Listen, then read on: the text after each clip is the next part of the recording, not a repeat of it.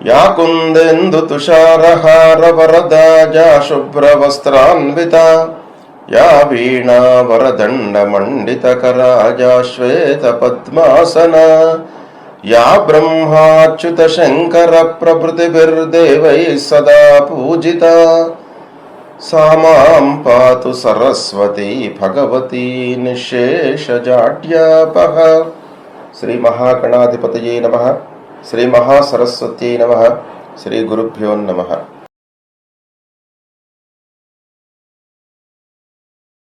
2024వ సంవత్సరంలో జనవరి మాసంలో వృశ్చిక రాశి వారికి గ్రహస్థితి మూలకంగా ఎలాంటి గోచార ఫలితాలు ఉండబోతున్నాయి అనేటువంటి విషయాన్ని తెలుసుకుందాం.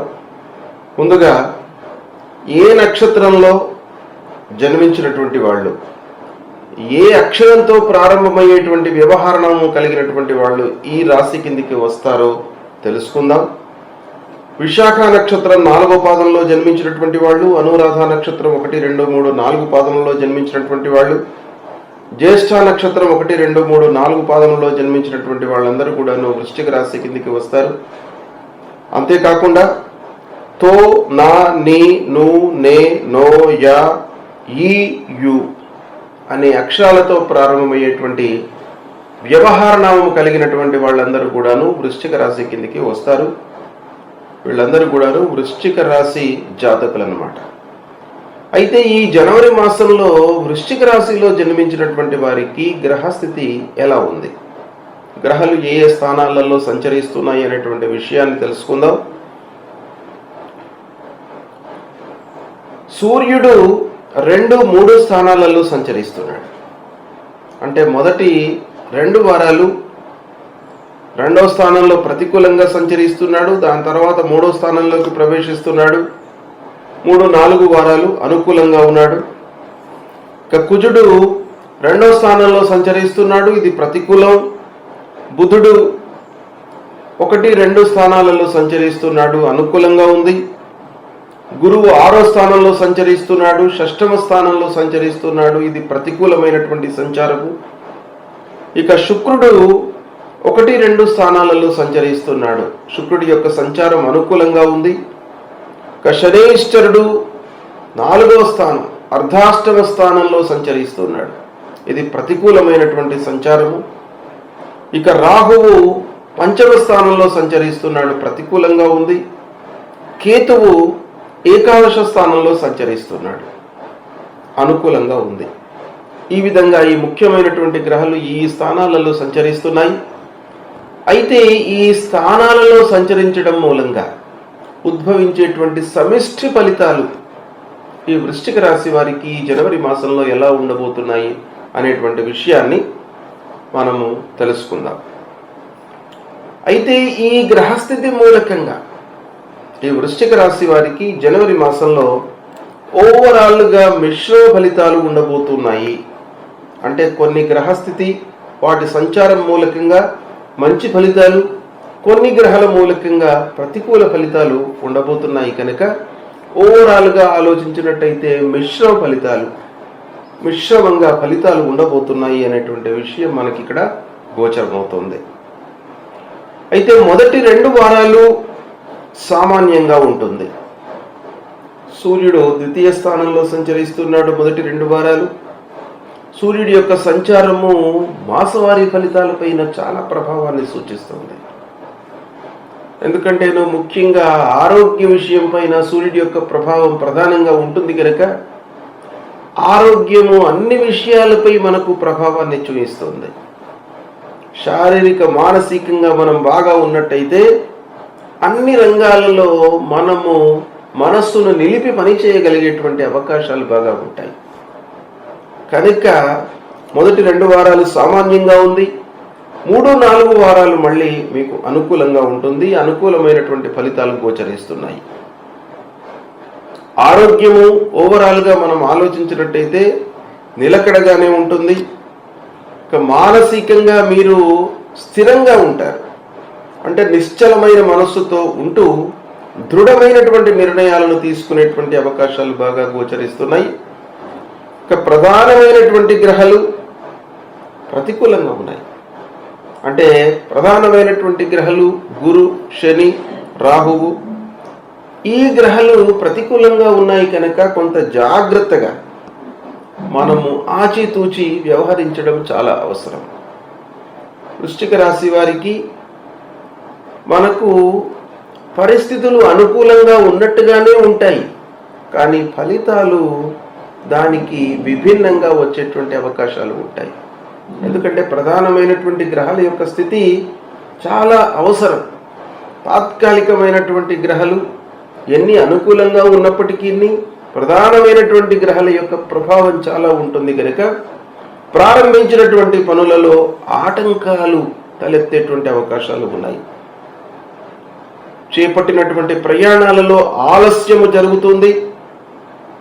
ఇక రావలసినటువంటి డబ్బు విషయం ఆలోచించినట్టయితే చాలా కలహాలు, పేచీలు, 10 సార్లు అడగడము, తద్వారా మనకు మానసికమైనటువంటి ఇబ్బందులు, గ్యాప్ ఏర్పడము, ఇలాంటివి ఎన్నో జరిగిన తర్వాత మనకు రావాల్సినటువంటి డబ్బు చేతికి అందేటువంటి అవకాశాలు ఉన్నాయి.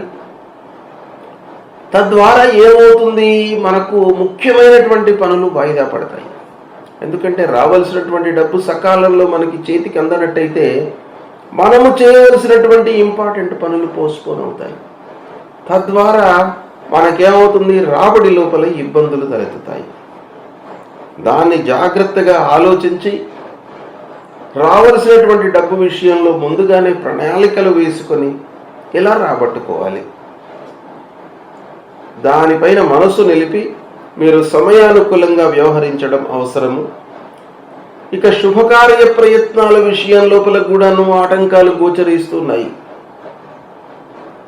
వివాహాది శుభకార్యాలు, పిల్లల విషయంలో మీరు తలపెట్టబోయేటువంటి పెళ్లిలు, శుభకార్యాలు, గృహప్రవేశాలు, ఇలాంటివన్నీ కార్యక్రమాలలో డబ్బు ప్రధానంగా మనకు కనబడుతుంది కనుక ఆ విషయంలో ఆటంకాలు, ఆలస్యము ఎదురయ్యేటువంటి అవకాశాలు ఉన్నాయి. ఇక బంధుమిత్రుల యొక్క సహకారం ఉండే అవకాశము ఉంది.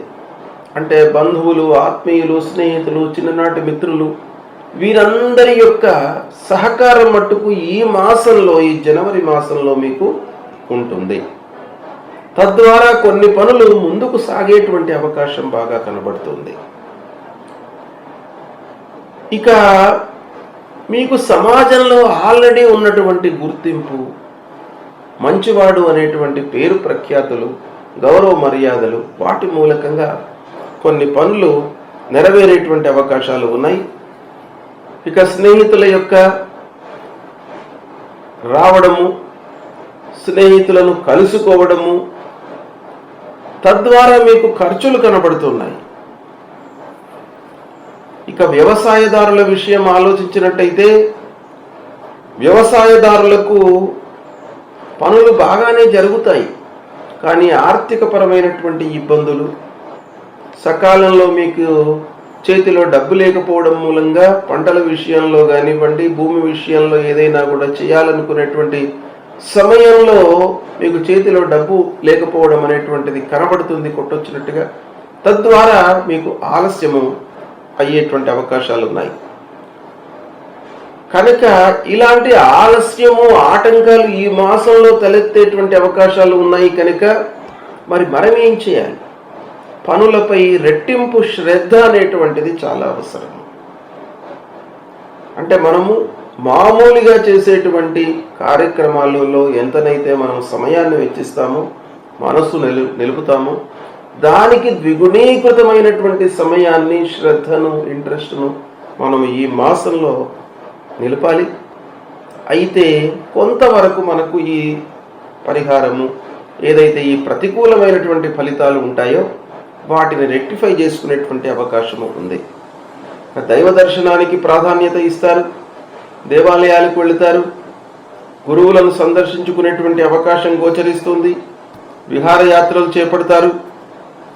అయితే ఇవి అన్నీ ఎలా ఉన్నప్పటికీ ఇంటి వాతావరణం మట్టుకు మీకు చాలా అనుకూలంగా ఉంది. భార్యా పిల్లల యొక్క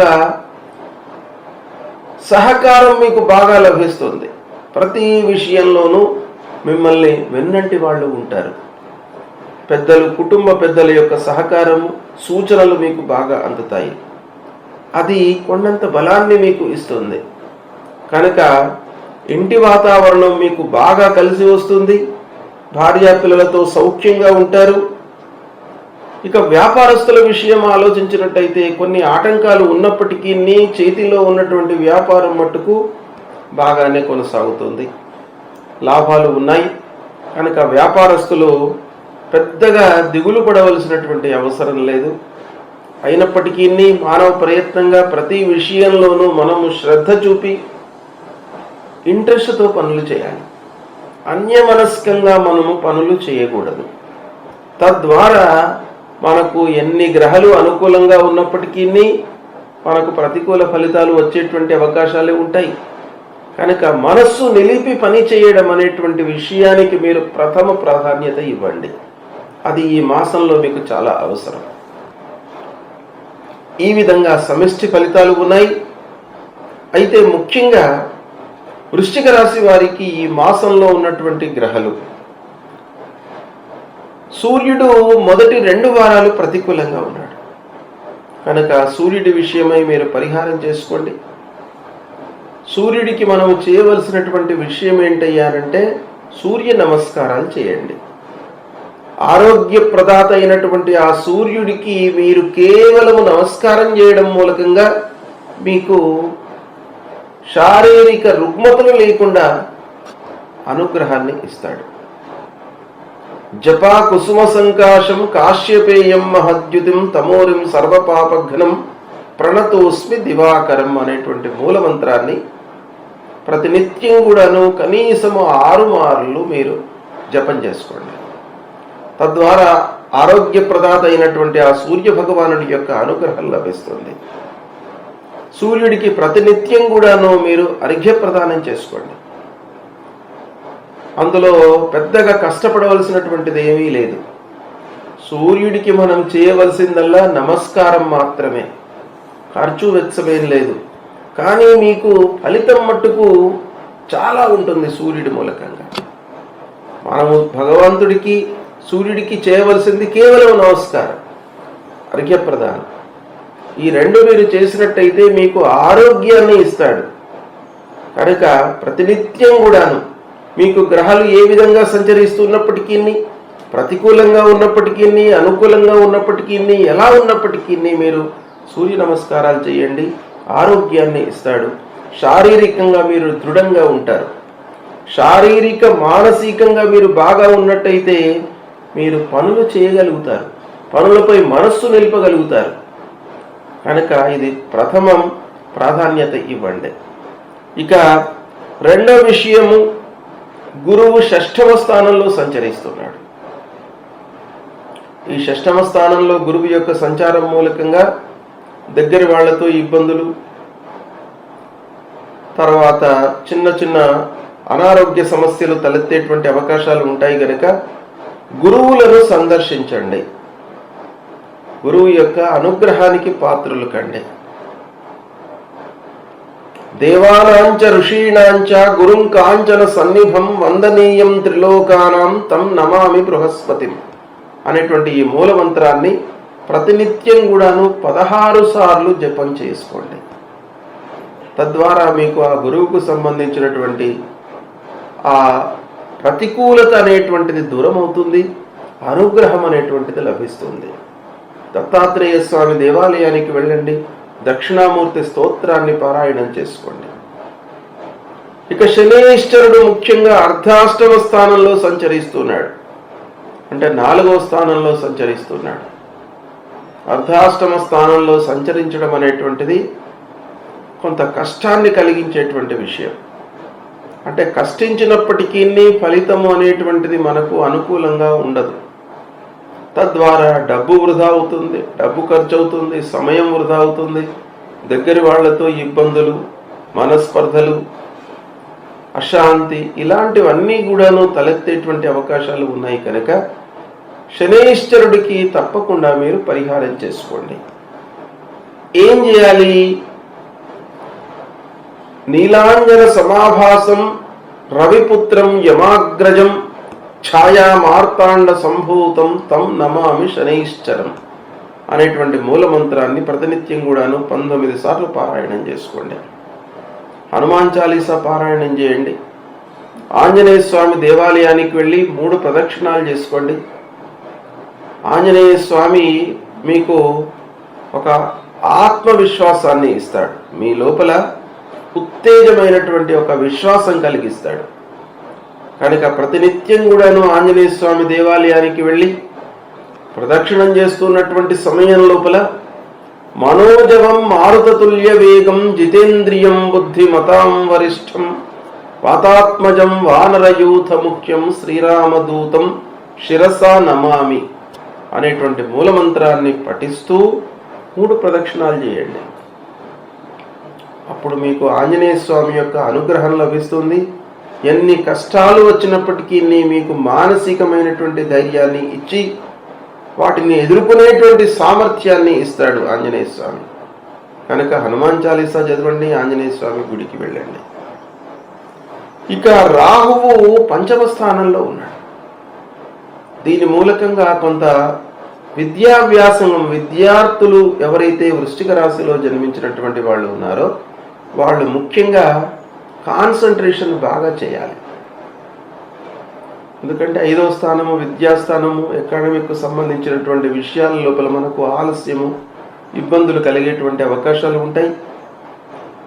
సంతానం కొరకై ప్రయత్నాలు చేస్తున్నటువంటి వారి విషయం లోపల కూడాను ఈ రాహు యొక్క ప్రతిబంధకత కనబడుతుంది. కనుక ఇలాంటి వాళ్ళు ముఖ్యంగా అమ్మవారి గుడికి వెళ్ళండి. అర్ధకాయం మహావీర్యం చంద్రాదిత్య విమర్దనం సింహికా గర్భసంభూతం తం రాహుం ప్రణమామ్యహం అనేటువంటి ఈ మూలమంత్రాన్ని ప్రతినిత్యం కూడాను చదువుకోండి. అమ్మవారి యొక్క అనుగ్రహానికి రాజరాజేశ్వరి దుర్గామాత దేవాలయానికి వెళ్ళండి. బాలా త్రిపుర సుందరి, చండీ పరాభట్టారిక దేవాలయానికి వెళ్ళి మీరు అమ్మవారి యొక్క అనుగ్రహాన్ని పొందినట్టయితే ఈ గ్రహస్థితి మూలకంగా ఉద్భవించేటువంటి ప్రతికూలమైనటువంటి ఫలితాలన్నీ కూడాను మీకు దూరం అవుతాయి. కనుక ఈ విధమైనటువంటి పరిహారాలు చేసుకోండి. శుభప్రదమైనటువంటి ఫలితాలు మీకు కలుగుతాయి. శుభం.